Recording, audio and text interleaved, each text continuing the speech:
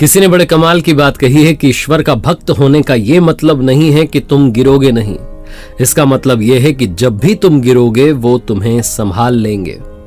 नमस्ते दोस्तों, मैं हूं आरजे कार्तिक। एक बड़ी छोटी सी कहानी है एक बहुत अमीर आदमी की, जिसकी मुलाकात एक सड़क किनारे भिखारी से हुई। और जब उसने भिखारी को देखा जो बड़ा तंदुरुस्त था, तो उससे पूछा कि तुम भीख क्यों मांगते हो, तुम इतने तंदुरुस्त हो, हट्टे कट्टे हो, नौजवान हो। उस भिखारी ने कहा, साहब मेरे पास में कोई काम धंधा नहीं, अगर मुझे अभी काम धंधा मिल जाए तो मैं भी ये भीख मांगना छोड़ दूं, मुझे अच्छा थोड़ा ना लगता है, पर नौकरी नहीं है, क्या करूं।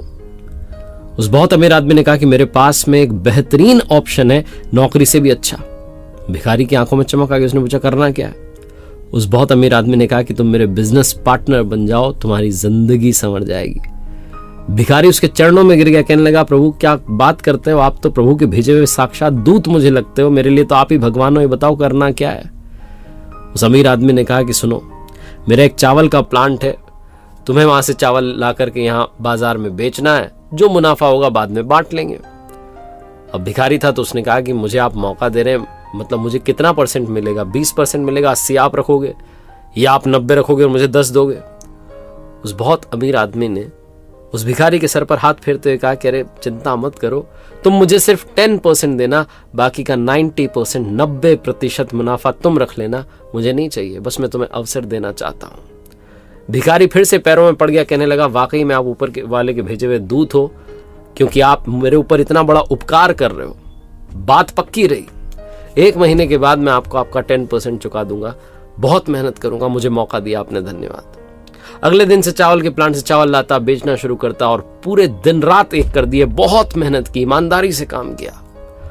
और जब महीना खत्म होने को आया तो वाकई में उसे बहुत अच्छा मुनाफा और बहुत सारा प्रॉफिट हुआ।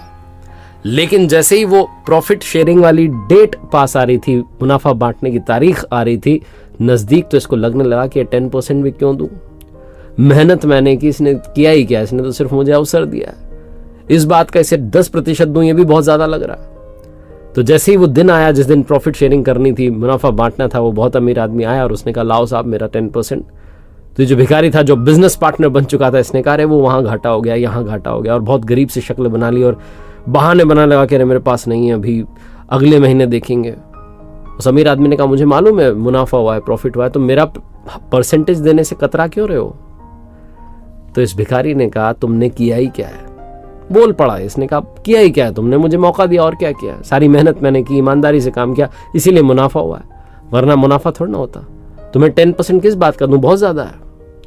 अब आप सोचो कि आप वो अमीर आदमी होते और आपके साथ कोई ऐसा करता तो आपको कैसा लगता। वो 10% का हक भी अगर कोई नहीं चुकाता तो आपको कैसा लगता। बहुत अमीर आदमी ऊपर वाला है, जिसने हमें ये जीवन दिया, ये अवसर दिया, हमें जिंदगी दी, हमें मौका दिया इस दुनिया में आने का, और हम 24 घंटे में से 10% भी उनको समय नहीं देते, क्योंकि हमें लगता है कि उन्होंने किया ही क्या है, बस हमें भेजा ही तो है यहां पर, बाकी सारी जिंदगी तो हम जी रहे हैं। आपकी सैलरी का 10% भी अगर आप डोनेट करना शुरू कर दें हर महीने, मैं तो कहता हूं 5% भी आप डोनेट करना शुरू कर दें, और दिन भर के 24 घंटे में से 5% टाइम भी ऊपर वाले को देना शुरू कर दें, उनकी भक्ति में समय लगाना शुरू कर दें, तो लाइफ संवर जाएगी। ये छोटी सी कहानी बस यही आखिरी सार समझाती है कि जिसने आपको जीवन दिया, लाइफ दी, उसके 10% का हक तो अदा कीजिए। एक बार फिर से वही बात, ऊपर वाले का आशीर्वाद, अपनी मेहनत, अपनों के प्यार के साथ कर दिखाओ कुछ ऐसा कि दुनिया करना चाहे आप